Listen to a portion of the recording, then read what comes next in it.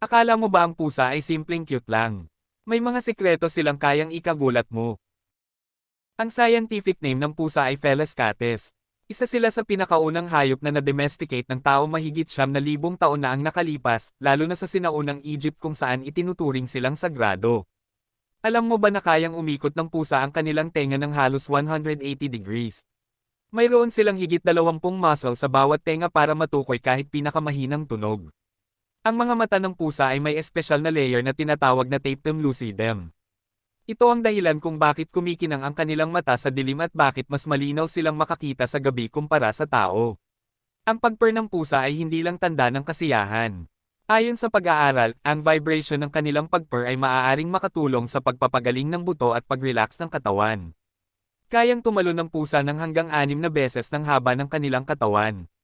Dahil ito sa malalakas nilang back legs at flexible spine. Kaya sa susunod na makita mo ang pusa mo, tandaan, hindi lang sila cute, sila ay isang maliit na nilalang na puno ng kamangha-manghang kakayahan. Follow for more amazing animal facts.